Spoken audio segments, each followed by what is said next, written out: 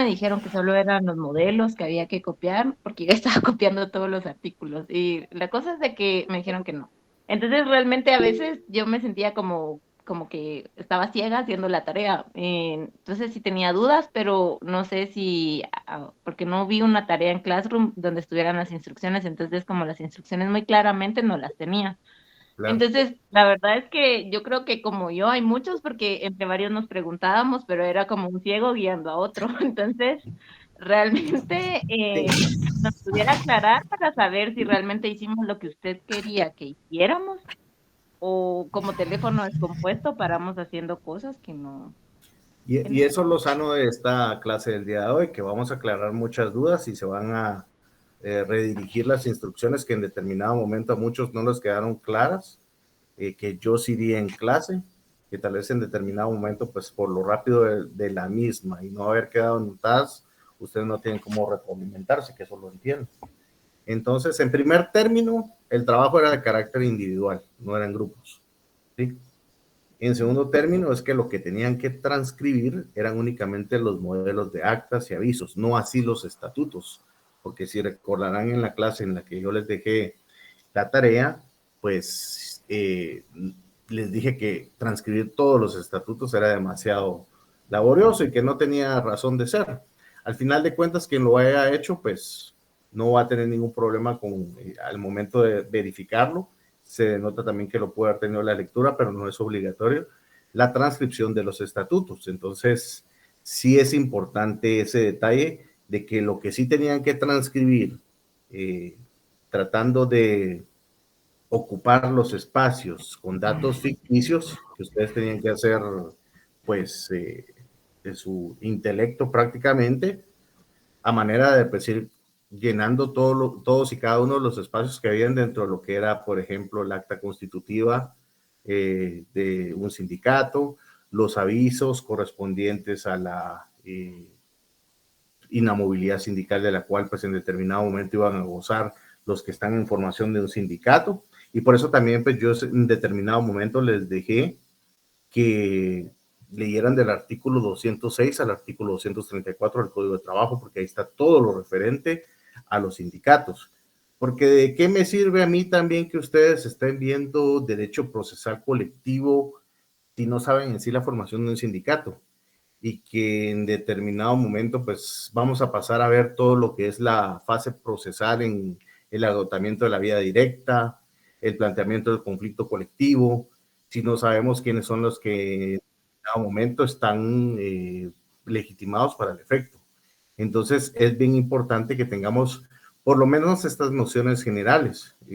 Ahora lo que son los avisos, pues sí, definitivamente que son documentos importantes para eh, formar el expediente. Ustedes lo que tienen que hacer es la formación del expediente. Entonces quiero que quede claro y vamos a dar una prórroga.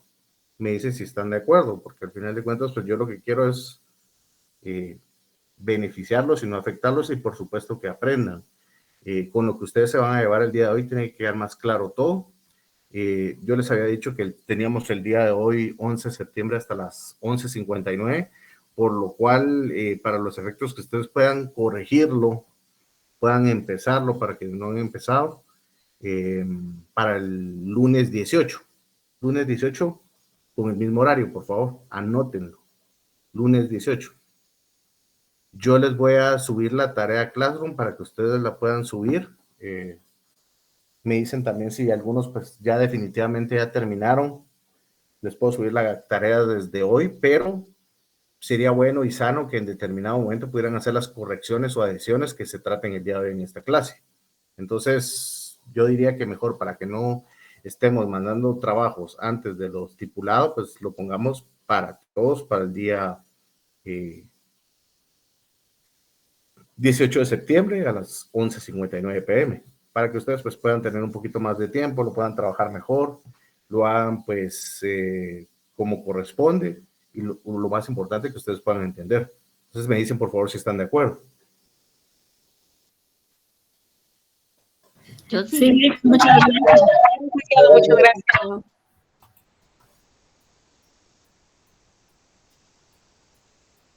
Muy bien. Voy a iniciar la clase con una parte, pues un poquito práctica, que en determinado momento, pues Estamos de acuerdo, Lick. Gracias, Santiago.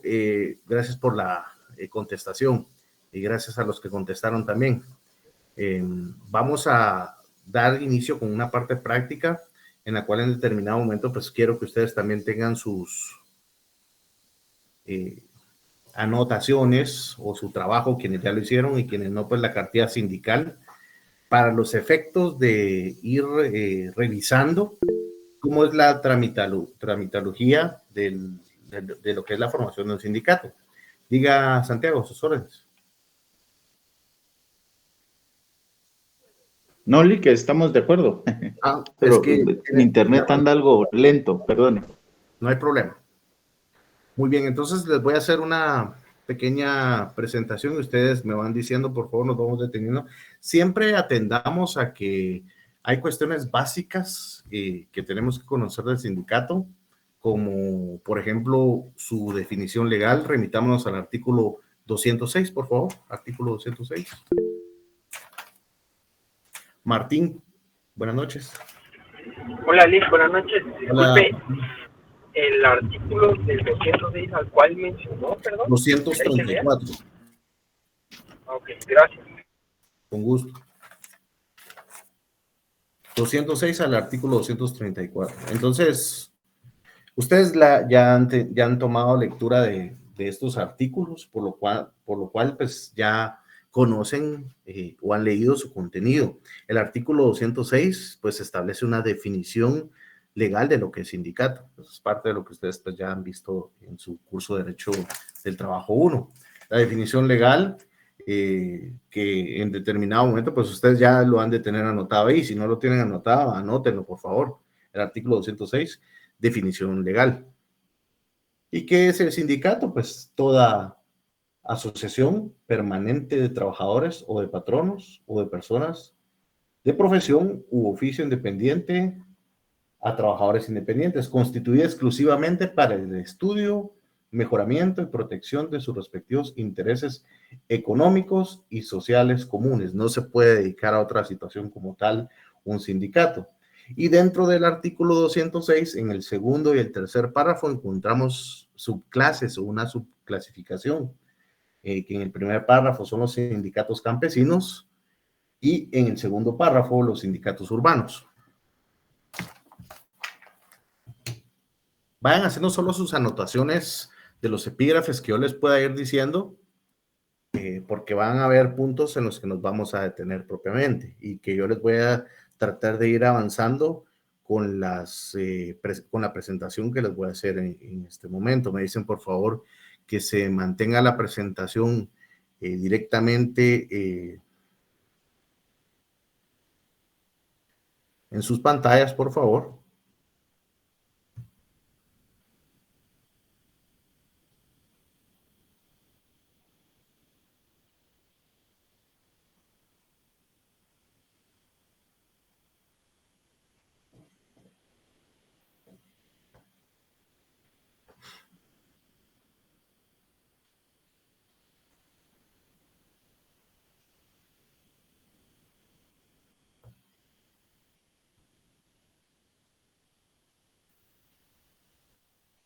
Me dicen si lo entienden también esto, pues se los puede hacer llegar yo al chat del grupo para que lo tengamos ahí pues bastante presente y que ustedes lo puedan repasar. ¿Sí lo pueden observar? ¿Lo leen bien? Sí, Muy bien. Muchas gracias. Entonces, les iba diciendo yo lo referente a la lectura que han tenido ustedes del artículo 206 al 234 del Código de Trabajo, donde en el artículo 207 encontramos inmersos también los principios democráticos de votación. Estos, pues, es un contenido en el cual trata de configurar el legislador al momento de emitir la norma, pues, que haya una democracia dentro de los sindicatos a través de los diferentes sistemas que se garantizan dentro de este artículo, en el cual, pues, siempre se deben regir por los principios democráticos al respeto de voluntad de las mayorías, el voto secreto y el voto de persona. ¿A qué se refiere este artículo 207? Que dentro del sindicato, como una asociación formal y legal, se deben de respetar estos principios al momento de tomar las decisiones. Porque recordémonos que el sindicato, como una asociación de trabajadores o patronos, lleva ciertos requisitos legales, sine qua non pueden ser inscritos, y sin los cuales también no pueden nacer a la vida jurídica. Por eso es importante que se conozca el aspecto de los principios democráticos que deben imperar dentro de un sindicato. Acá tenemos que entender el deber ser, no es lo que realmente ocurre en la práctica, porque ustedes me pueden decir, vamos a mezclar un poquito lo que es el derecho con lo que es la práctica y la realidad nacional, porque sucede muchas veces y no hay que dejar de atender a ello. Aunque es importante aclarar que nosotros como juristas, ustedes como futuros profesionales del derecho, deben de entender que lo que manda siempre es la ley, lex dura lex, no deben de dejarse llevar por sentimientos, no deben de dejarse llevar por dichos, ni por lo que la corriente social en determinado momento dice, porque hay una manipulación. Ustedes deben de conocer la ley y deben de aplicar la misma. Y para ese efecto, pues muchas veces no, es que lo que pasa es que en el sindicato no hay democracia, porque quienes terminan dando las instrucciones son quienes ostentan el poder, el comité ejecutivo, el secretario general del sindicato, aquel Pablo de los Palotes que sale en las marchas del sindicato de educación. Entonces, al final de cuentas, se cree que no hay democracia. Se cree que no existe una democracia en un sindicato. Obviamente, en la realidad nacional, pues, pudiese ser así, pero ¿qué es lo que debe ser y qué es lo que debe imperar? Y ustedes como parte de lo que puede hacer un sindicato, la asesoría para la formación de un sindicato, pues deben de conocer estos aspectos bien esenciales, que es la democracia que debe imperar y que es, al final de cuentas, la voluntad de las mayorías. Y eso es lo que está inmerso en el artículo 207 del Código de Trabajo. Continuemos en cuanto a las prohibiciones que están en el artículo 208. Por favor, anótenlo, prohibiciones. Eso es un epígrafe. Ustedes van teniendo ahí su manejo de leyes. Igual después de la clase o en otro momento, ustedes en determinado momento, pues pueden darle lectura otra vez a esos artículos. Por favor, quienes no lo han hecho.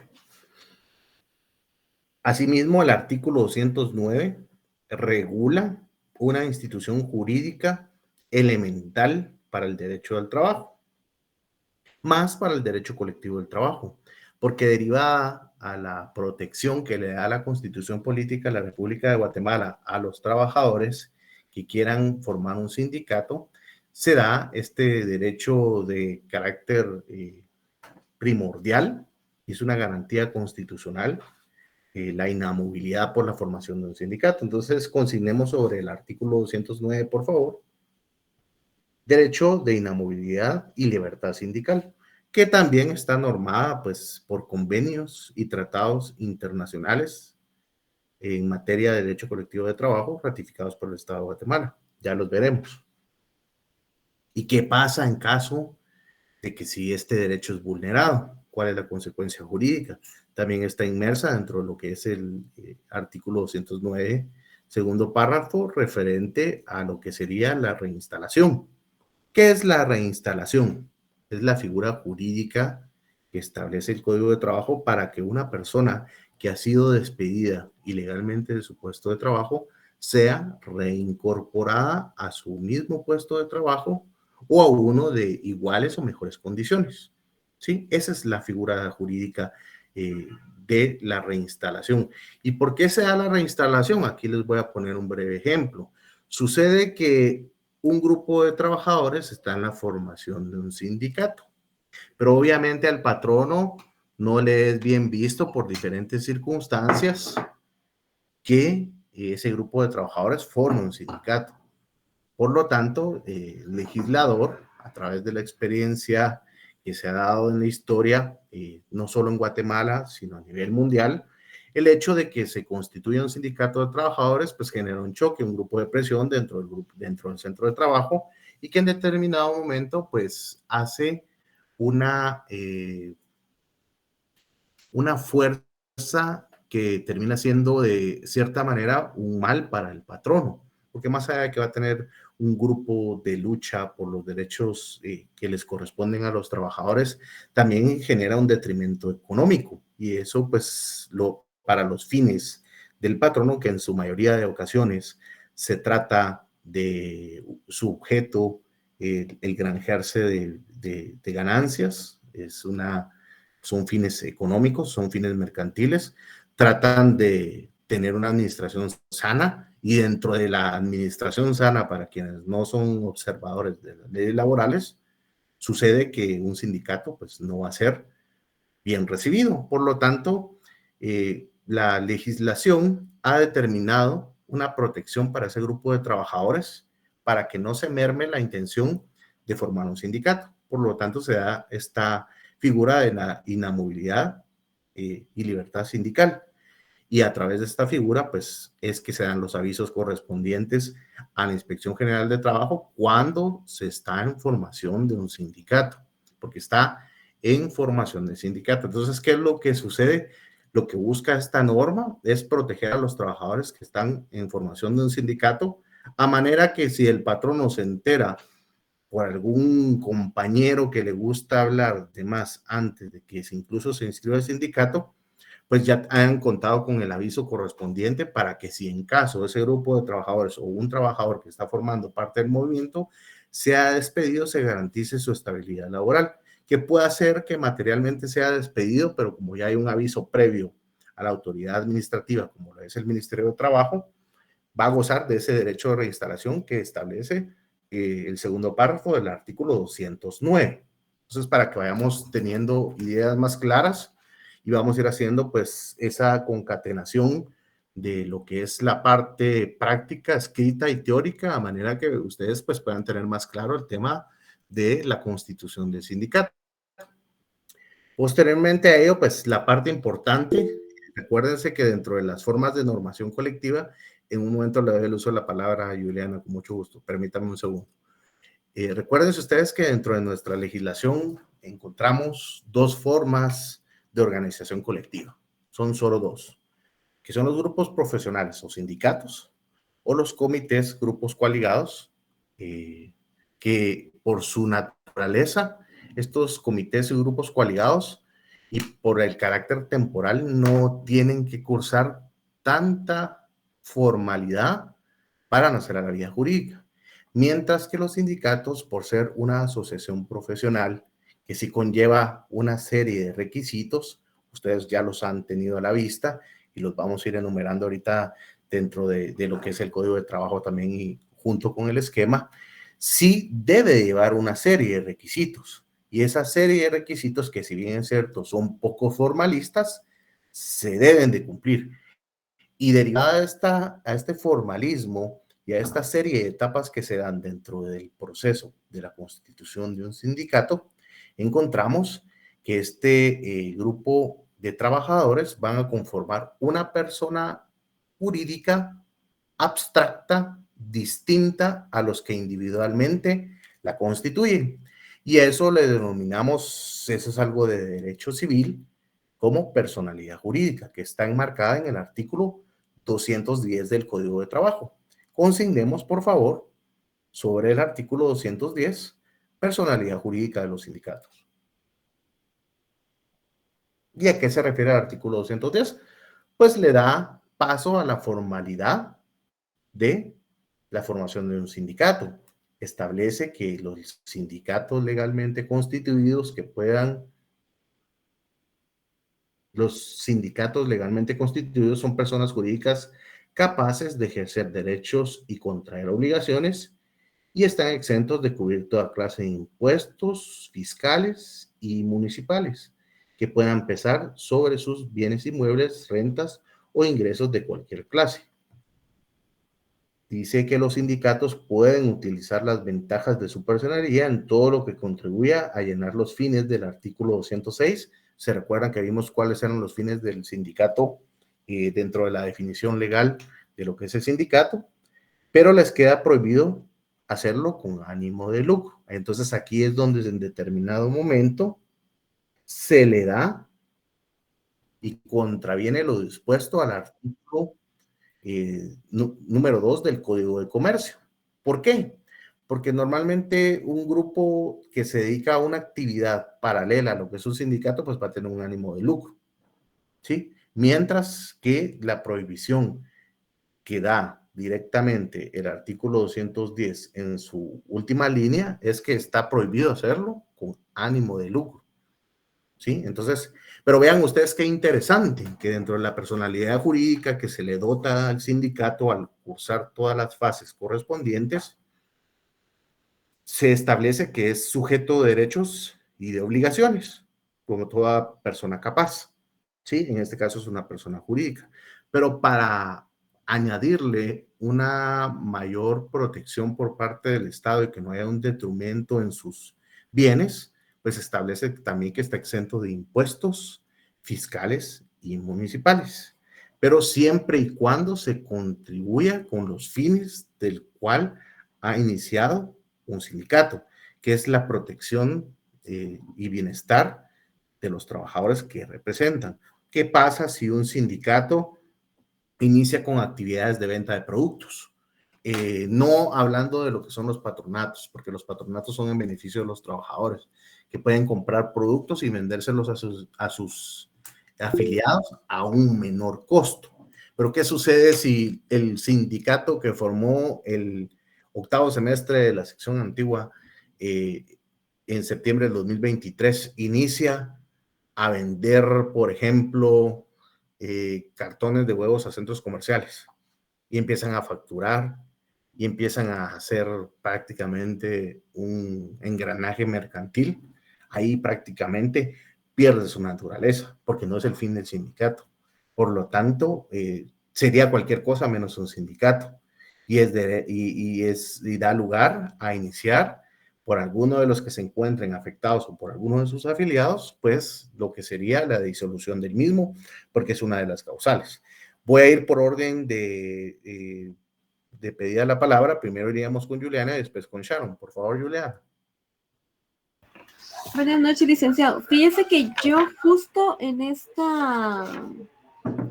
la solicitud escrita a la Dirección General para la Inamovilidad, creo que fue, ahí yo me confundí, donde decía Sindicato de Trabajadores, decía anotar denominación del sindicato. Ok. Ahí la denominación sería, yo lo entiendo como señales. La que usted le dé, le digo. Digamos, por ejemplo, todos ustedes van a utilizar una figura ficticia, que es resultado de su intelecto, el nombre que ustedes le quieran dar. Entonces, por ejemplo, si ustedes van a decir Sindicato de Trabajadores El Porvenir, por decirles un nombre, ese es el que van a utilizar ustedes para todos sus modelos. En esa parte que usted refiere, iría el Sindicato de Trabajadores El Porvenir. Sí, porque yo me confundí porque también en el artículo 1 de esta misma cartilla dice el sindicato y ahí ya me dice anotar exactamente el nombre o la denominación. Entonces yo no sabía si la denominación era, por ejemplo, de empresa, gremiales, urbanos y el nombre era aparte. No, digamos, la clasificación en todo caso se referirá en cuanto a qué tipo de sindicato es. Si es un sindicato gremial, urbano, de alguna profesión especial, si es campesino, pero no. Ahí sería exclusivamente el nombre de la denominación de sindicato. Donde me pregunte nombre o denominación es el mismo nombre que yo le haya puesto al sindicato. Es correcto. Gracias. Con mucho gusto, Juliana. Sharon. Gracias, licenciado. Fíjese que tengo una duda en aras del artículo 210, segundo párrafo, sí, con cuestión de que estos sindicatos, estos grupos no pueden actuar con fines de lucro, ¿verdad? Pero yo tengo entendido, licenciado, que un ejemplo, y me viene este ejemplo y por lo mismo quisiera saber qué pasa con eso. Yo antes iba mucho al Hospital Roosevelt y entraba al parqueo que está en el interior. Resulta ser de que de hace un tiempo para acá cerraron ese parqueo y lo agarró el sindicato. y cobran 25 quetzales a la persona que entre, y a un particular no lo dejan entrar, por cierto. O sea, eso los doctores, enfermeros y gente que tenga cuello puede usar ese parqueo. Pero ellos, ¿para qué utilizan ese dinero, licenciado? Porque ahí es una gran cantidad de plata la que les entra, pues. Claro, digamos, por ejemplo, los fines del sindicato como tal, en primer término, son buscar el bien común de sus afiliados y sus agremiados como tal. En este caso, por lo que entiendo yo no tengo mayor pues conocimiento de lo que usted me dice, he escuchado algo al respecto, pero tendríamos que ver qué tipo de trato tiene, por ejemplo, el hospital con el sindicato de trabajadores, que eso sería el primer término, pero atreviéndome a opinar en el entendido de que el hospital les dio este parqueo para que ellos lo administraran en aras de granjearse de fondos para cumplir con los fines del sindicato, si es posible. ¿Qué le digo yo? Por ejemplo, el sindicato pues tiene gastos, una serie de gastos que tienen que ser pues en determinado momento cubiertos, que muchas veces puede ser que no alcancen con la cuota sindical. Si usted lo quiere ver con un ojo crítico y más allá de lo razonable, pues en determinado momento sí uno podría entender que lo que están haciendo ahí es lucrando y beneficiándose a cierto grupo de trabajadores únicamente. Pero para los fines de lo que es explicarle los gastos que conlleva el mantenimiento de un sindicato, es prácticamente tener una pequeña administración en la cual pues tiene que tener un contador, un secretario, en determinado momento pues tener asesoría jurídica y todo eso conlleva gastos. Más allá de los gastos que también pues tienen en sus reuniones ordinarias, extraordinarias, en el funcionamiento también del mismo. Porque recordemos pues que a pesar de que si bien es cierto, no es una asociación que busque el lucro, sí necesita tener cierta funcionalidad y esa funcionalidad pues conlleva gastos. Entonces, yo en ese entendido de una situación que usted me podría decir que la cantidad de dinero que un parqueo, todos sin ser expertos en el tema, sabemos que en determinado momento pues puede ser un ingreso muy fructífero. Los fines del mismo tienen que ser utilizados para lo cual fue creado el sindicato. Ya sería una cuestión que en determinado momento tendría que entrar a conocer la Contraloría General de Cuentas directamente con el hospital y verificar qué tipo de acuerdo existe en cuanto a ese sindicato y el parqueo. ¿Qué tal si es parte de un logro de una negociación colectiva? El tener esa sede de ese parqueo para los fines del sindicato y como parte de su administración es el cobrar y que los frutos de ese cobro pues sean para el funcionamiento del sindicato. Entonces, en ese sentido sería, Sharon, no directamente a que venga ese sindicato y empiece a comprar terrenos o alquilar terrenos para hacer parqueos y cobrar de los mismos. Ahí sí ya se vuelve una actividad mercantil y rompe con los fines del sindicato y no sería ya directamente para proteger los intereses y los derechos de los trabajadores que representa, sino que sería un ánimo de lucro y sería una causal para iniciar su disolución. Sí. Ok, es interesante el tema, en realidad, sí, pero ya sería uno meterse mucho a cuestiones internas, ¿verdad? Pero sí, digamos pero así, a grosso modo, es interesante porque antes no era así, antes era de uso de la gente, ¿verdad? Público, pero ahora no. Entonces, por eso mismo me llamó la atención y encajó con el artículo, ¿verdad? Claro, y correctamente. Gracias. En ese sentido, con mucho gusto, en ese sentido, pues, se dan muchas situaciones que en determinado momento, pues, son objeto de ser verificados y auditados, pero por las personas que en determinado momento gozan de esa legitimación, ¿verdad? En este caso, la máxima autoridad del ministerio, alguna persona pues, que se pueda encontrar afectada con ese aspecto y que ponga su denuncia ante la Contraloría General de Cuentas para verificar si existe algún acuerdo y el mismo pues no contraviene o va en contra de las arcas del Estado, ¿verdad? Pero es muy interesante, como usted lo dice, Sharon, gracias por su acotación. Voy a continuar. Interesante el tema de la circunstancia de que el sindicato, como una persona jurídica, pues tiene estos derechos y obligaciones y que la ley pues ha prescrito cierta exención en impuestos, tanto fiscales como municipales, y la prohibición expresa de no tener, pues, no tener que dedicarse a actividades de lucro, que era lo que platicábamos, ¿verdad?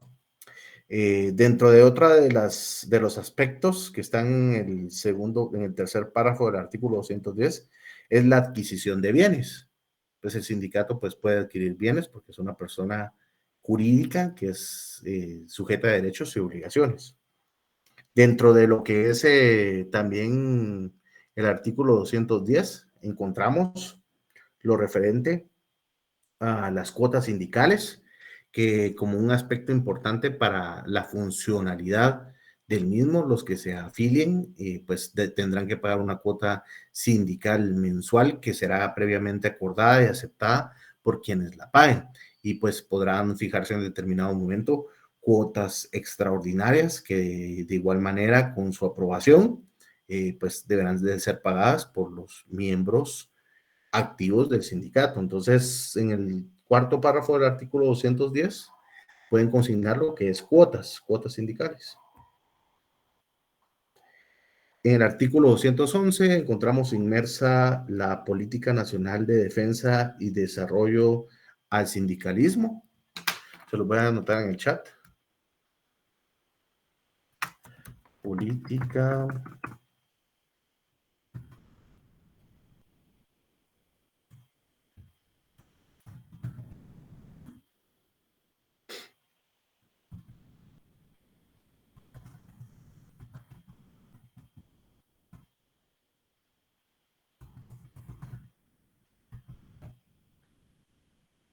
es el artículo 211. Eso lo pueden consignar como epígrafe en el artículo 211.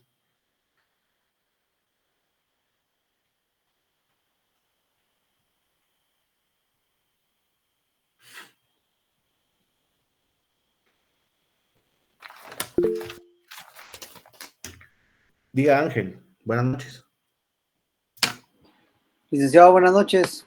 Mucho gusto. Tengo una duda ahí en el tercer párrafo del 210 indica que los sindicatos legalmente constituidos pueden adquirir toda clase de bienes muebles e inmuebles, ¿verdad? Que sirven para cumplir sus fines de mejorar las condiciones económicas y sociales de los afiliados. Pero ¿qué pasa si ellos compran un inmueble, por ejemplo, para tener la sede del sindicato? Este sindicato funciona en una fábrica, por ejemplo, Nestlé, durante 20 años. Después de 20 años, fábrica Nestlé cierra, se disuelve el sindicato. Este bien inmueble, ¿cómo es su forma de en qué termina el bien inmueble que adquirió el sindicato? Digamos en el efecto de que el sindicato termine con sus fines como tales, que lleve lugar a que se deba desintegrar el mismo, se debe cursar todo lo que sería la fase de la disolución de los sindicatos, que en este caso pues es lo referente a lo que establece el artículo 228 del Código de Trabajo, que en este caso pues si existen algún tipo de bienes inmuebles, se deberá establecer qué camino tomar por parte de una junta liquidadora. Esa junta liquidadora pues tendrá que establecer la forma en que se debe liquidar el bien, los activos y pasivos del mismo sindicato, a efecto de que pues se pueda dividir dentro del grupo de trabajadores o bien a disposición de las arcas del Estado de Guatemala. Entonces, no es, por ejemplo, que venga y se vaya a disolver el sindicato y le vaya a quedar al secretario general del sindicato ese bien inmueble. No podría ser de esa manera. Tiene que establecerse dentro de la disolución del mismo y que la junta liquidadora deberá en determinado momento establecer la ruta para la liquidación de los bienes patrimoniales, refiriéndonos a bienes inmuebles y a todos los ingresos y egresos que deben de hacer, porque eso se va a dar al momento de establecer los pasivos y activos, y que en caso de haber, pues, por así decirlo, activos quedando vigentes aún después de haberle hecho la resta de todos los pasivos, pues se deberá de dividir dentro de las partes iguales que determine la junta liquidadora y en su defecto pues pasará a formar parte de las arcas del Estado. Sí, le pregunto también porque yo recuerdo que en la segunda calle de la Antigua, entre la Sexta y la Quinta Avenida, había una propiedad que durante probablemente unos 35 años yo leí. Enfrente de esa propiedad vivía un amigo mío que estudió conmigo en la primaria y ponía esta propiedad del Sindicato de Trabajadores del Hospital Nacional de Antigua Guatemala. Creo que hasta hace un par de años todavía estuvo esa pintura en la pared. Y un día pregunté por casualidad y me dijeron, sí, parece que Roxana Valdetti lo tenía, iba a construir una casa. Entonces, por eso le preguntaba, porque también me surgió la duda ahora con esa propiedad, porque pasaba cargas del Estado, me imagino yo. Ese sindicato no sé si existirá, porque ya le digo que son 30 y pico años de que estoy viendo este rótulo ahí, entonces me causó duda ahorita. Claro, lo que pasa es que, mire, digamos, la junta liquidadora debe tomar la ruta que establezcan los estatutos sobre a quienes pasarán a formar parte todos esos activos al momento de la disolución del sindicato. Pero a falta de ellos, pues en determinado momento, pues pasará a formar parte de las arcas del Estado o bien de la federación de sindicatos a la que pertenezca ese sindicato. Pero muchas veces no pertenecen a algunos grupos de sindicatos y es por eso que ustedes cuando verifiquen el tema de los estatutos es importante que se pueda establecer cuál va a ser la división de los bienes muebles e inmuebles del activo del sindicato al momento de que haya una disolución, pero eso se pacta dentro de los estatutos del sindicato. Y a falta de reitero, pasará a formar parte de la federación o de las arcas del Estado. Que en este caso a mí más me sugiere lo que usted me cuenta, que podría ser un tema de la práctica que normalmente hacía hasta este tipo de personas, que por eso o de balde no estarán sujetas a tantos procesos. Son cuestiones que en determinado momento pues no son claras, son ambiguas, son oscuras y en determinado momento rayan la ilegalidad. No puedo decir que sean ilegales porque hay que demostrar tal efecto, ¿verdad? Pero sí podría darse algún tipo de esas prácticas, y más como usted lo cuenta, ¿verdad? Pero sí esa sería la forma de la disolución y el destino de los bienes de un sindicato. Y por último, licenciado, disculpe, una duda. ¿Algún miembro del sindicato, pues tanto del comité o pues del consejo consultivo de la asamblea o un trabajador sindicalizado puede hacer algún tipo de aporte económico a ese sindicato o alguna persona dejarle algún tipo de herencia, vamos a decirlo, o donación de un bien inmueble? Sí, puede. Sí se puede. Sí se puede y se recibe en ese efecto. Primero, si es una aportación, pues es una aportación por parte de un miembro del sindicato y que se va a utilizar. Obviamente, dentro de un sindicato también tiene que haber por así decirlo, un departamento contable donde se establezca una ruta financiera, estados financieros, y que todo eso en determinado momento se haga de conocimiento de la Asamblea General, que es la reunión total de los miembros de los sindicatos.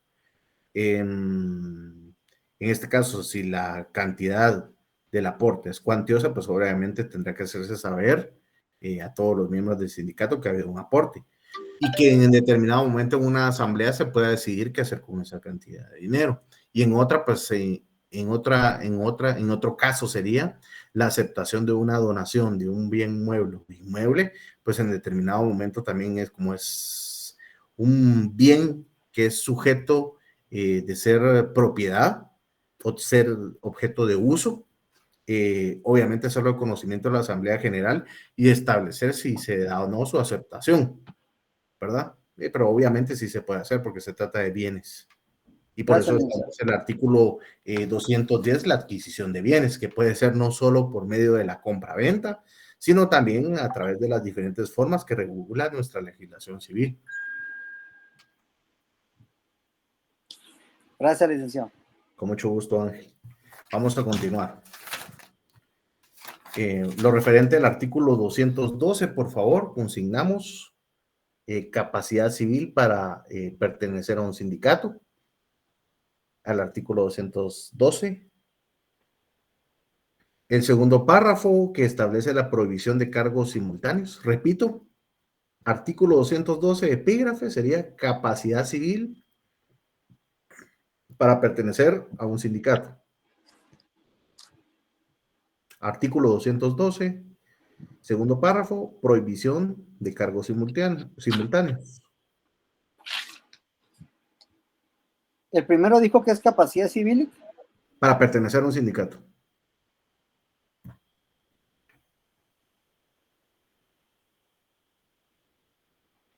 Y el artículo, siempre en el artículo 212, segundo párrafo, prohibición de cargos simultáneos.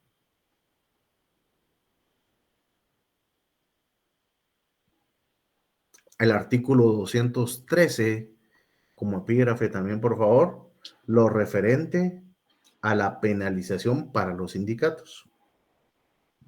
¿Pueden ser penalizados los sindicatos? Sí, lo establece el artículo 213.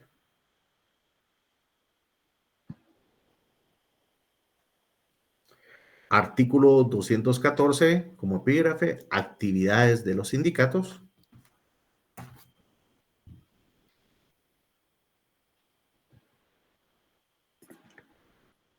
Artículo 215, clasificación legal,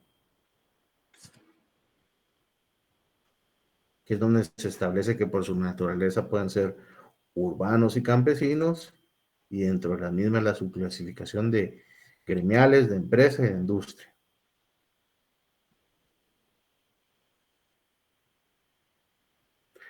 El artículo 211 fue lo que está anotadito arriba, Sharon, que es la política nacional de defensa y desarrollo del sindicalismo. Aquí mismo en el chat lo puede ver. ¿Qué artículo es? ¿Ese es el IC? El que le estaba leyendo a Sharon, perdón, es el artículo 211. Pero en el orden que vamos, les estaba hablando del artículo 215, que es lo referente a la clasificación legal. El artículo 214, se lo repito, actividades de los sindicatos. El artículo 213, y se los voy a ir poniendo mejor, penalización. ¿Qué clase reciben hoy? Después de esto. Derecho administrativo, procesal administrativo. Okay. Sí empieza puntual el IC a las 1:30. Les pregunto para respeto. Hay días que se atrasa 10 minutos, hay días que sí, casi. Hoy les voy a restar ahí tal vez un poquito de tiempo para su panito y su cafecito. Vamos a ver qué tanto avanzamos. Penalización para los sindicatos es el artículo 13, el artículo 214, es actividades de los sindicatos. Miren, pues, si no han leído del artículo 206 al artículo 234, es bien importante que lo leamos para la comprensión total de este tema que estamos tratando de avanzar. Creo que no vamos a terminar hoy, pero sí vamos a tratar de avanzar lo más posible. Y el artículo 215, clasificación legal. En el segundo párrafo del 212 dijo prohibiciones, licenciado. El artículo 212, segundo párrafo, fue lo referente a la prohibición de cargos simultáneos. ¿De cargos? Simultáneos. Gracias, Luis. Con mucho gusto. Muy bien, ahora sí, vamos a entrar en materia. Y por favor tengan su código y vamos poniendo atención a la pantalla de la presentación, por favor. Pues es únicamente para que le den seguimiento y pues vayamos viendo los pasos de la constitución del sindicato, que es lo importante que ustedes tienen que ir viendo, por favor. Estableciendo como un número de pasos, ¿verdad? Es tratar de cumplir con los requisitos pertinentes para la conformación de un sindicato como tal. Las formalidades que se deben de prestar para el efecto de una de la conformación y cumplir con los requisitos esenciales del mismo, que es como uno de los primeros, el tener un grupo de trabajadores que sea por lo menos 20 trabajadores o más, ¿sí? 20 trabajadores o más. ¿Qué pasa si hay 19 trabajadores? Pregunto. Que quieren formar un sindicato, pero la ley prevé que son 20. ¿Qué pasa si son 19? Alguien que me pueda responder. Supongo que no se puede formar. Y llegan y presentan toda la documentación al Ministerio de Trabajo a efecto de que, pues, se dé la inscripción. No se puede conformar, como dice la compañera. ¿Por qué? Porque lo establece la ley, el artículo 216 del Código de Trabajo como tal, enmarca que para formar un sindicato de trabajadores se requiere consentimiento por escrito. Consentimiento por escrito de 20 o más trabajadores. ¿Pueden ser 50? Sí. ¿Pueden ser 19? No, no pueden ser 19. Pero sí 20 o más, que es un requisito esencial, ¿verdad? Para el efecto de la constitución de un sindicato de trabajadores. Pero si se trata de un sindicato de patronos, se necesita un mínimo de 5 patronos, ¿sí? Entonces, atendiendo esta situación, se constituye el sindicato con 20 trabajadores o más. Esa es como la primera parte que se debe contar para la constitución de un sindicato. Y al decidirse el aspecto de ese grupo de trabajadores, pues se conoce, esto es un consejo que les voy a tratar de dar yo de manera de lo que me ha dictado la experiencia, porque pues definitivamente no existe un manual o no existe una circunstancia en la cual pues lo enmarque como tal.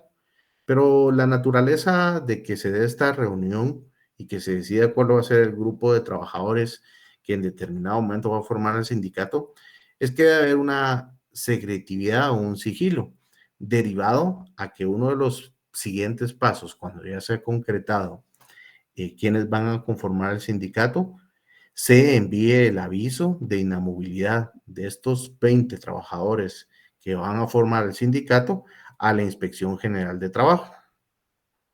¿Sí? ¿Con qué fin? De gozar de inamovilidad.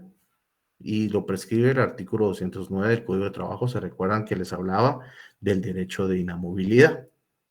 Entonces, cumpliendo con este aspecto de dar el aviso, se debe tener bastante sigilo, a manera que ninguna de las personas que no esté involucrada dentro de la formación del sindicato haga de conocimiento en primer término de su patrono o de aquellos aspectos de algunas personas que se les podría denominar como satélites, ¿verdad? Que lo que intentan únicamente es sacar información a manera de darle el aviso al patrón, y que antes de que den este aviso a la inspección y no gocen con la inamovilidad correspondiente, se les despida y ya no puedan regresar a su puesto de trabajo. Entonces, el aspecto que les digo propiamente es que se tenga mucho sigilo, mucho cuidado cuando se va a conformar un sindicato de trabajadores, porque de tenerlo de conocimiento el patrono sin que se dé este aviso que les manifestaba, pues los va a despedir y no van a tener o no van a gozar de ese derecho de inamovilidad que está dentro de los avisos que tenemos dentro de la cartilla sindical. Es el aviso de lo que es la inamovilidad. Permítame un segundo, jóvenes.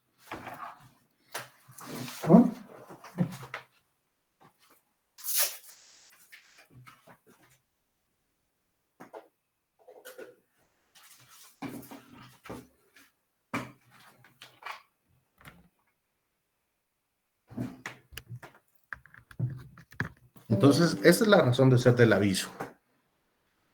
Ese aviso se debe dar con las formalidades mínimas de la minuta que yo les he hecho a hacer llegar a su biblioteca jurídica, ¿sí? A manera de que pues ustedes tengan ese documento, y esa es la razón de ser del mismo. Para lo cual pasamos al siguiente paso, que es sobre la voluntad de los interesados de formar lo que sería el sindicato, en donde, que es lo que ustedes han establecido, se hace un proyecto de estatutos, que es lo que va a contener todas las normas de funcionalidad, objeto correspondiente al sindicato, ¿sí? En las cuales, pues, se va a basar prácticamente la constitución del sindicato, en los cuales ustedes, pues, tienen que verificar, ustedes ya tienen una minuta ahí de lo que son los estatutos. Los estatutos es prácticamente la ley del sindicato, ¿verdad? La ley que va a regir el sindicato, en el cual pues van a estar los objetivos, los afiliados al sindicato, los órganos del sindicato, las secciones o filiales, los miembros del comité ejecutivo, atribuciones y obligaciones de los miembros del comité ejecutivo, las especificaciones directas en cuanto al funcionamiento del comité ejecutivo, el consejo consultivo, el régimen disciplinario que debe imperar dentro del sindicato, las cuotas sindicales, las cuotas ordinarias y extraordinarias, disposiciones generales sobre los aspectos del funcionamiento del sindicato, las disposiciones finales referentes a la disolución y destino del patrimonio en caso de disolución del sindicato. Básicamente es en esta reunión donde se va a elegir el nombre del sindicato. Este grupo de trabajadores pues va a elegir un nombre del sindicato, cuál va a ser su naturaleza. En determinado momento pues va a establecer si va a ser un sindicato común, por así decirlo, donde van a establecer el nombre del sindicato, que puede ser sindicato Los Patitos, así cariñosito el nombre, y ahora ya somos más inclusivos que otra cosa, por el gobierno, el nuevo gobierno electo. Vamos a establecer dentro de esta reunión, como les decía, los estatutos, el nombre, y en la Asamblea General, pues se establecerá ya todas las actividades a desarrollar dentro de lo que es la primera reunión, que es la constitución del sindicato. Acá vemos que dentro de este aspecto se enmarca todo lo referente a los artículos 207, 212, 214, 215, 221, 222, 223, 224, 225, 228, 231, 232 y 233 del Código de Trabajo. Y que dentro de esta asamblea se va a designar a un presidente de debates, que es el que va a tener a su cargo la dirección de la asamblea, en la cual se establecerá también un secretario de actas provisional, que puede ser el que sea únicamente para el efecto de esa primera asamblea, o bien que ese secretario de actas provisional pues pueda ser ya el permanente. Pero eso es algo que ya queda en decisión del sindicato al momento de elegir sus autoridades, y que este primer punto se da únicamente para que haya una dirección por parte de una persona individual, que va a ser el presidente del debate, y otro que haga constar los aspectos de la asamblea general constitutiva, que así le denomino yo, ¿verdad? Doctrinariamente, asamblea general constitutiva, que tiene como fin la formación del sindicato, ¿sí? Entonces se designó al presidente del debate, al secretario de actas provisional que es el que va a hacer en determinado momento, hacer constar todo lo acontecido dentro del debate de la Asamblea General Constitutiva, en la cual se van a establecer, pues, los estatutos que van a ser debidamente aprobados por todos y cada uno de los miembros de la Asamblea General de Sindicatos, ¿sí? Y ya establece una ruta propia de lo que es el curso de esa primera asamblea constitutiva y establece que el presidente de debates hace alusión a la definición de sindicato, pues hace la lectura del artículo 206, 209, da una breve explicación sobre la clasificación de los sindicatos, el tema de la inamovilidad sindical, la reinstalación, y que son aspectos pues como preponderantes o importantes dentro de la primera reunión a efecto de que las personas estén completamente enteradas de sus derechos al estar en formación y constitución de un sindicato. Asimismo, también pues el presidente de debates informa a la Asamblea General que es necesario en la elaboración del acta constitutiva, la que debe contener los requisitos establecidos en el artículo 220, esa ya la tienen ustedes, ¿sí? Se deben de analizar los estatutos, para lo cual se deberá dar lectura. Esa es una parte práctica, ¿verdad? Ustedes cuando estemos en esa asamblea, remitámonos a esa asamblea constitutiva, se le debe dar lectura íntegra a todos los artículos para su efectiva aprobación individual. Es decir, a lectura de artículo dentro del estatuto, aprobación, improbación o modificación por parte de la Asamblea General, ¿sí? Ese artículo 1, objeto del sindicato Los Patitos, ¿sí? ¿Cuál es el objeto del sindicato Los Patitos? ¿Cuál es el objeto? Entonces leen el objeto. ¿Cuál va a ser el objeto? Y ya sea en esa misma lectura, se aprueba, se imprueba o se modifica, si hay algún tipo de acotación.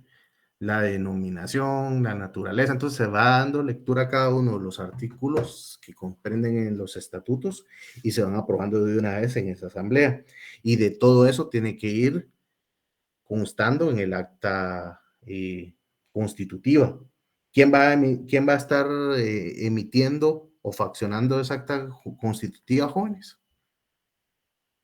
¿Quién va a estar ahí? Ya sea a mano. Es correcto, el secretario provisional, muy bien, Nelly. Muy bien, vamos en esa ruta. Entonces es el secretario provisional quien va haciendo esas anotaciones de lo que va aconteciendo. Posteriormente, pues se debe elegir al comité ejecutivo y al consejo consultivo de conformidad con los artículos 223 y 224 del Código de Trabajo, indicando con cuántos votos fueron electos ambos órganos del sindicato. Es decir, para que impere aquello que hablábamos referente a los principios democráticos del artículo 207, ¿se recuerda?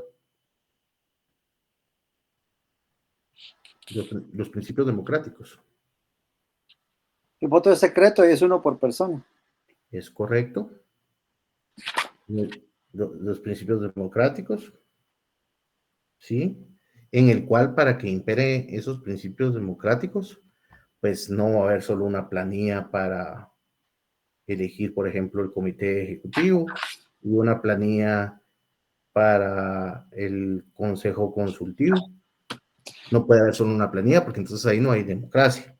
Tendría que haber por lo menos 2 planillas para que derivado de esto, pues se deba de elegir la planilla ganador y como lo enumera el artículo 223 y 224 del Código de Trabajo, se debe de hacer constar con cuántos votos fueron electos, ¿sí? Entonces vamos superando cada uno de los pasos referentes a esa Asamblea General Constitutiva y se establece que los miembros del Comité Ejecutivo y del Consejo Consultivo provisional electos deben hacer la declaración conforme al inciso D del artículo 220 del Código de Trabajo. Remitámonos al inciso D del artículo 220 del Código de Trabajo, por favor. ¿A qué se refiere esa declaración?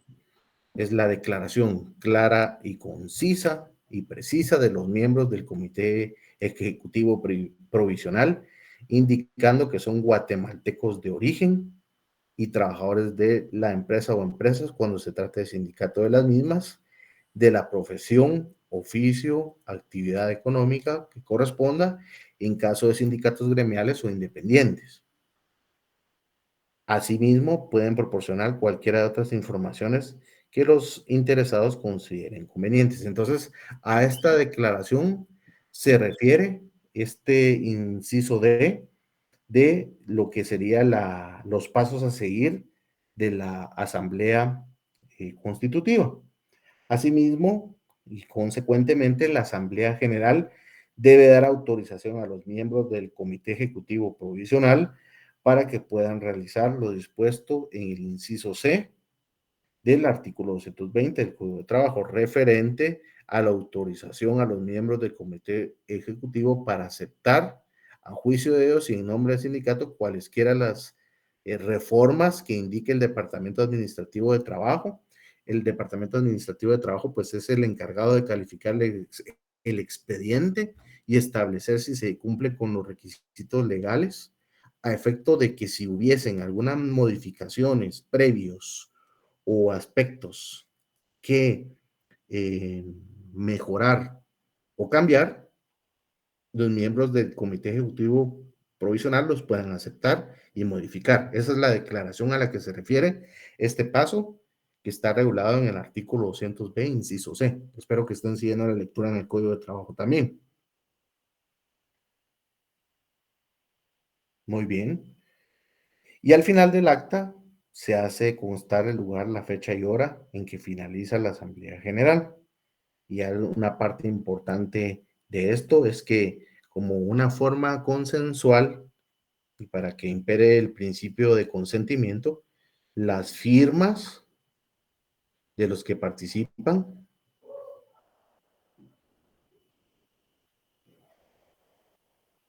en asamblea, ¿sí? Para que se dé el consentimiento, ¿verdad? Como tal. Al final del acta.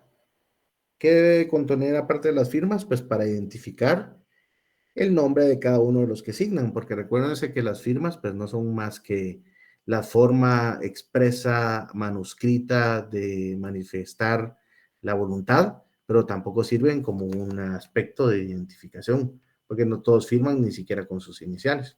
Para identificar cada firma, pues es sano y consecuente que cada uno bajo su firma consigne su nombre, ¿sí? Para identificarla.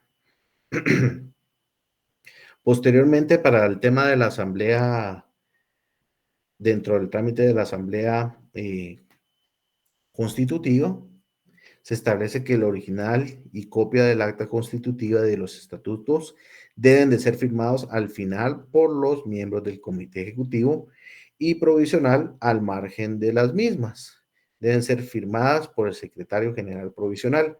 Esto de conformidad con el artículo 218, literal B, del Código de Trabajo. Entonces, aquí estaríamos pasando prácticamente la fase que pudiera darse en la Asamblea General Constitutiva, donde se da la aprobación de los estatutos y la elección de las autoridades, como son los miembros del Comité Ejecutivo Provisional y el Comité Consultivo Provisional de igual manera. ¿Por qué provisionales? Porque fueron los que eligieron la Asamblea. ¿Cuándo van a ser definitivos, Lick? Cuando el Departamento Administrativo de Trabajo y el Registro Público de Sindicatos den la resolución favorable a la inscripción del sindicato, y a partir de ese nombramiento ya son los miembros del Comité Ejecutivo y los miembros del Consejo Consultivo. Pero sin esa designación son parte y tienen ese denominativo de provisional. ¿Sí? Entendamos eso para que quede bien claro. Además de esto, pues los 20 o más trabajadores deben reunirse en Asamblea General para la formación del sindicato en la que se desarrollan las actividades. Continúo. Disculpe, en cuanto Eso de los miembros del comité y del consejo, no se va a enojar, pero en qué artículo están los puestos o las planillas que deben presentar, por lo menos cuántas casillas deben llevar? Lo que sucede que es parte no, ¿por qué me voy a molestar por una pregunta? No tenga pena. Digamos, se refiere a los principios, y cuando se los dije, por eso cité los principios democráticos de los sindicatos. Y para que haya democracia debe de haber candidatos o planillas, porque en caso de haber solo una planilla para uno, pues no existe la democracia como tal. Tiene que existir grupos que en determinado momento estén interesados en ocupar esos puestos, digamos, con el mínimo de miembros de un sindicato, bien salen 2 planillas. Entonces ahí se garantiza ese principio democrático. Fundamento es el artículo 207 del Código de Trabajo, Nelly. Sí, licenciado, perdone, pero tal vez no me expliqué bien. Eso sí lo anoté y sí me quedó Okay. claro que por lo menos deben haber 2 planillas. Pero, por ejemplo, en la planilla 1, por ejemplo, hay un presidente, un vicepresidente, secretario, vocal 1, vocal 2, o sea, es lo que no me quedó muy claro o sea, ¿cuántos puestos pueden llegar a tener? 5, 8, no sé. Bueno, no, a la enumeración como tal. Cada puesto que va a tener cada uno al momento de quedar su planilla, porque lo que yo entiendo es que el secretario sí lo eligen como entre todos y él es aparte de las planillas, el provisional. Es lo que comprendo más o menos. Claro, ¿no? Completamente de acuerdo con usted. Digamos, por ejemplo, dentro de cada planilla va la designación de los cargos a los cuales pues van a ocupar, ¿sí?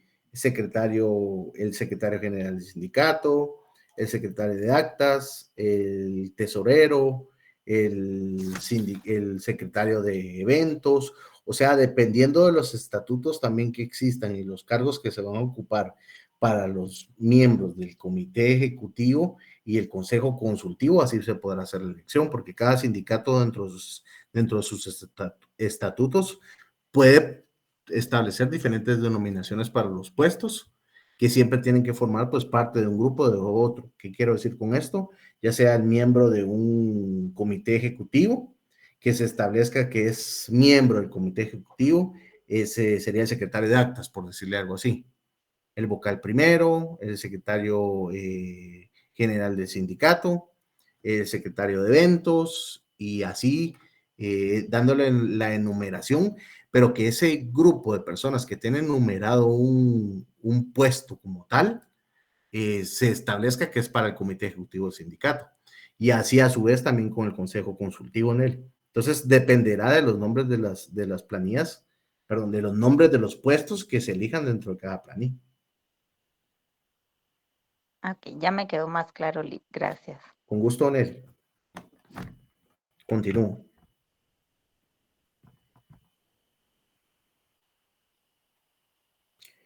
Muy bien.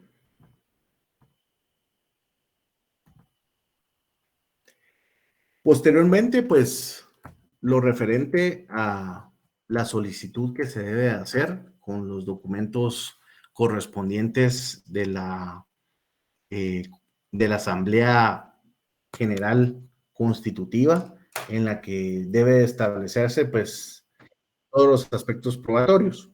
Enviar un memorial con todos los aspectos en los cuales se va a hacer la relación de hechos, la petición y los medios de prueba que se adjuntarán al mismo. Dicho memorial pues va dirigido a la Dirección General de Trabajo, solicitando como petición principal el reconocimiento de la personalidad jurídica del sindicato, la aprobación e inscripción de los estatutos, y que esto dentro de los días, se debe dar dentro de los 20 días hábiles a partir de la Asamblea Constitutiva. ¿Sí? Esto de conformidad con el artículo 218 del Código de Trabajo. ¿Qué debe constar dentro de los documentos? Original y copia del acta constitutiva, original y copia de los estatutos. Ambos documentos pues deben ir firmados en cada folio por el secretario general provisional al final firmados por todos los miembros del comité ejecutivo. Posteriormente a ellos, pues la Dirección General de Trabajo hace una calificación jurídica de los documentos, esto de conformidad con lo que establece el artículo 218, literal C del Código de Trabajo. Veamos qué es lo que establece el artículo 218 de literal C del Código de Trabajo, y en ese sentido establece la Dirección General de Trabajo debe examinar si los mencionados documentos se ajustan a las disposiciones legales. En caso afirmativo, dictará resolución favorable que debe contener el reconocimiento de la personalidad jurídica del sindicato, aprobación de sus estatutos y el orden de inscripción en el registro público de sindicatos. El trámite que se refiere a este artículo no puede exceder a 20 días hábiles contados a partir de la recepción del expediente.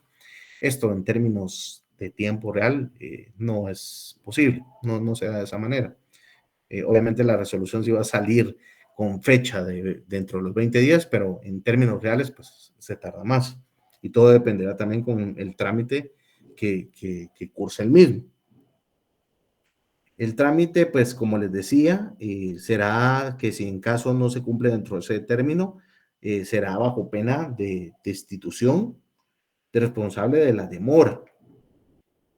Y dentro de los 15 días siguientes a la respectiva inscripción, deberá publicarse en forma gratuita la resolución que ordena la inscripción del sindicato. Esta publicación pues se hará en el diario oficial.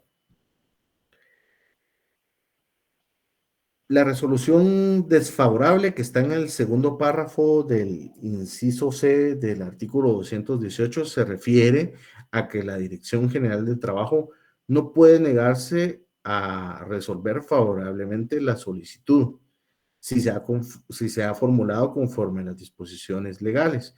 Únicamente la comprobación de errores o defectos insubsanables pueden determinar la resolución desfavorable del titular de la Dirección General de Trabajo, cuyo texto debe comunicarse sin pérdida de tiempo a los interesados para que interpongan el recurso de revocatoria o procedan a formular una nueva solicitud. Aquí voy a poner algunos ejemplos para que ustedes pues lo tengan más claro.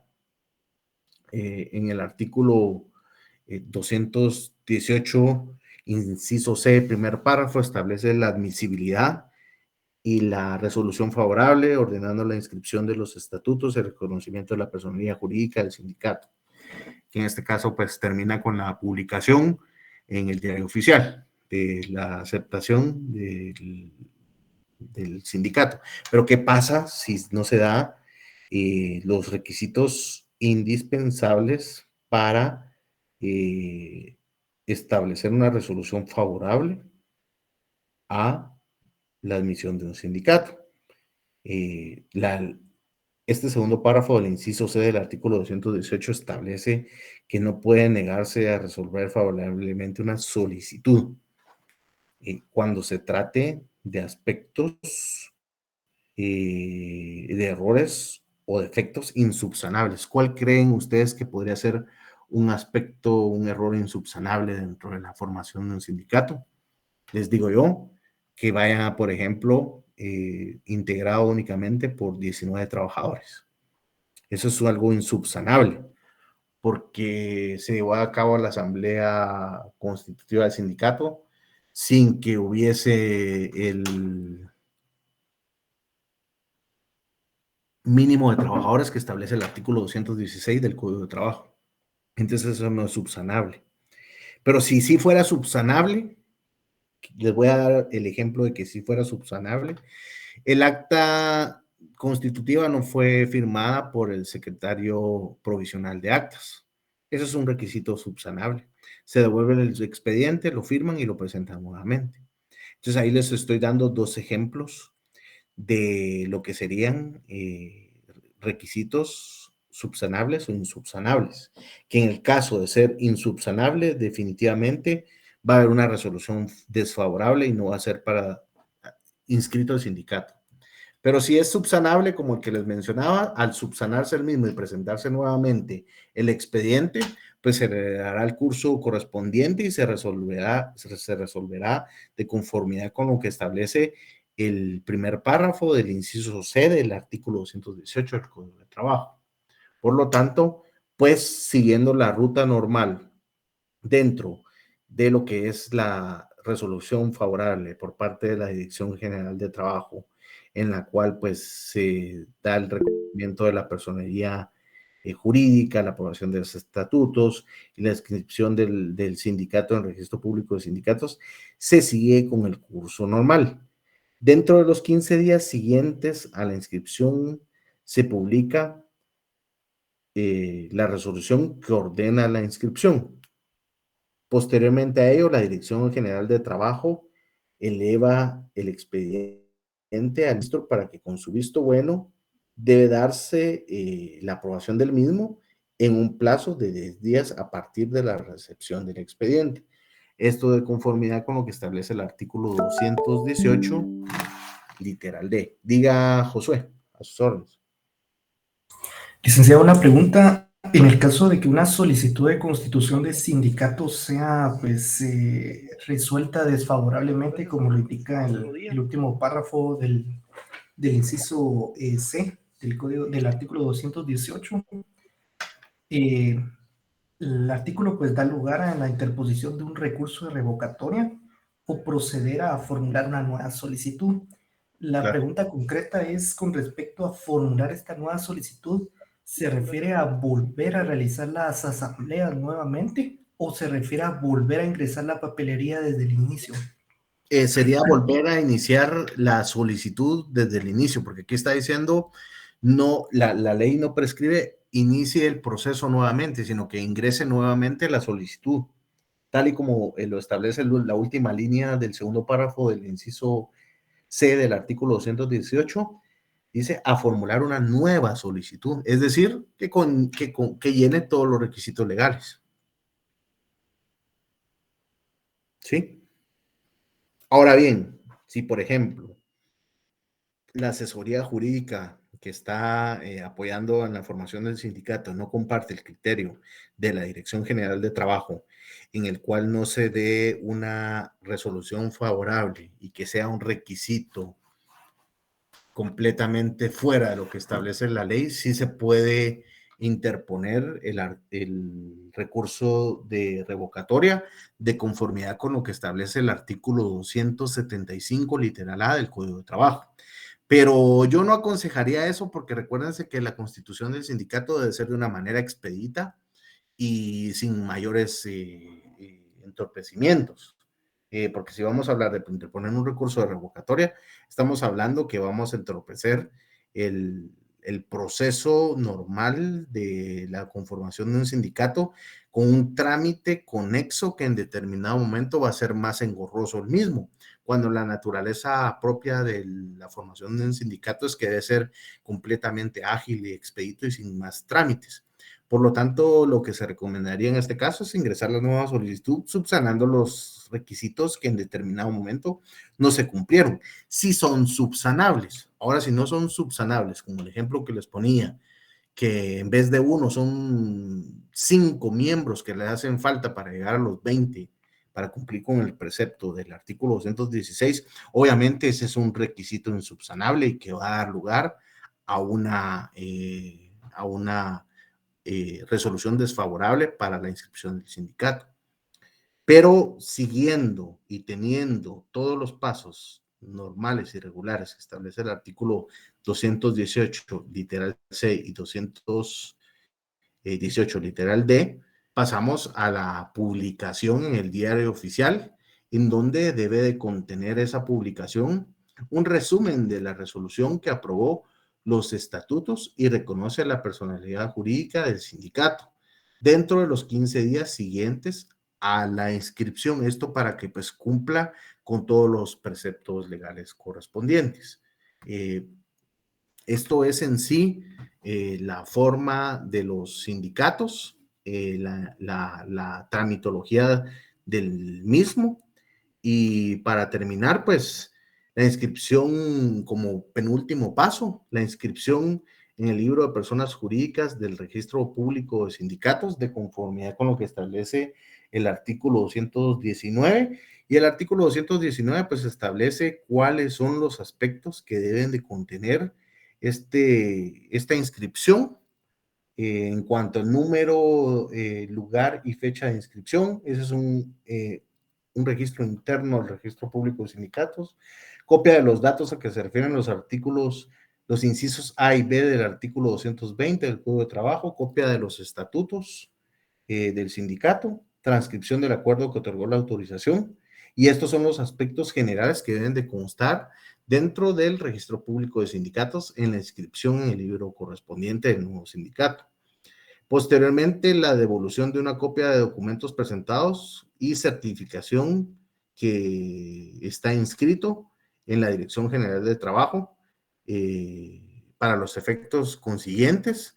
Todo lo que corresponde a los documentos originales de la constitución del sindicato se queda en poder de la Dirección General de Trabajo. Lo único que va a obtener el sindicato es una certificación y copia de los expedientes que haya presentado únicamente. Yo les voy a mandar por medio de WhatsApp las imágenes de este trámite de la constitución de los sindicatos. Cualquier duda ustedes me pueden decir. Vamos a dejar, como les dije, a manera de que ustedes pues tengan garantizado ahí poder entregar de una mejor manera este prontuario de lo que es la cartilla sindical en cuanto a los documentos básicos y necesarios para la constitución del sindicato para el próximo 18 a las 11:59. Tienen más tiempo, así lo hacen tranquilo. Y cualquier duda, pues saben que estoy para servirles. Pasen muy buena noche, que ya entran a su otra clase. Cuídense bastante. Buenas noches, Liz. Cuídense bastante. Feliz noche. Bye, bye. Muchas gracias, Liz. Feliz noche. Feliz noche, licenciado. Feliz noche, se cuidan.